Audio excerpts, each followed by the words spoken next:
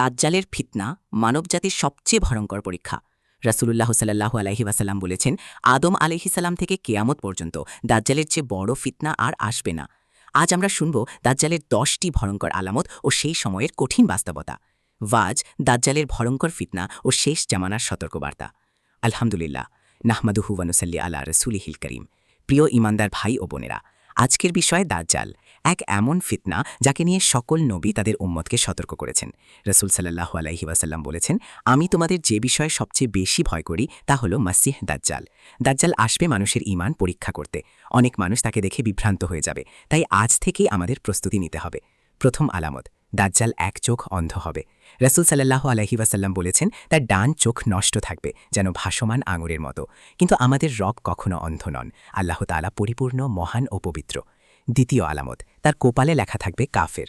অদ্ভুত ব্যাপার হলো, প্রকৃত মুমিন সে লেখা পড়তে পারবে, সে শিক্ষিত হোক বা অশিক্ষিত। তৃতীয় বিষয়, দাজ্জাল নিজেকে ইলাহ দাবি করবে। সে মানুষকে বলবে, আমি তোমাদের রব। আজ মানুষ যেভাবে দুনিয়ার পেছনে ছুটছে, তখন অনেকেই তার মিথ্যা শক্তিতে প্রতারিত হবে। চতুর্থ আলামত, তার সাথে থাকবে জান্নাত ও জাহান্নামের মতো কিছু। কিন্তু রাসূল সাল্লাল্লাহু আলাইহি ওয়াসাল্লাম বলেছেন, তার জান্নাত আসলে জাহান্নাম আর তার জাহান্নাম হবে মুক্তি। অর্থাৎ চোখ যা দেখবে, বাস্তবতা হবে তার উল্টো। পঞ্চম বিষয়, সে খুব দ্রুত পৃথিবী ভ্রমণ করবে। হাদিসে এসেছে, মেঘ চালিত বাতাস যেমন দ্রুত চলে, সেভাবে সে ছুটে বেড়াবে। আজকে দ্রুত প্রযুক্তি ও যোগাযোগ ব্যবস্থার কথা ভাবলে এই হাদিস আরও বাস্তব মনে হয়। ষষ্ঠ আলামত, সে আকাশে বৃষ্টি নামানোর দাবি করবে, জমিনে ফসল ফলাবে, মানুষকে খাবার ও সম্পদের লোভ দেখিয়ে ঈমান কেড়ে নেওয়ার চেষ্টা করবে। সপ্তম বিষয়, তার অনুসারী বেশি হবে পথভ্রষ্ট লোকেরা। অনেক মানুষ শুধু দুনিয়ার লাভের জন্য তার অনুসরণ করবে। অষ্টম আলামত, সে মক্কা ও মদিনায় প্রবেশ করতে পারবে না। ফেরেশতারা এই দুই পবিত্র নগরী পাহারা দেবে। নবম বিষয়, দাজ্জালের আগমনের আগে দুর্ভিক্ষ, অস্থিরতা ও ভয়াবহ পরিস্থিতি দেখা দেবে। মানুষ তখন এক টুকরো রুটির জন্য ঈমান বিক্রি করে দিতে পারে। আর দশম ও শেষ বিষয়, শেষ পর্যন্ত ঈসা ইবনে মারিয়াম আসমান থেকে অবতরণ করবেন। তিনি দাজ্জালকে ধাওয়া করে হত্যা করবেন। তখন সত্যের বিজয় হবে, মিথ্যার পতন হবে।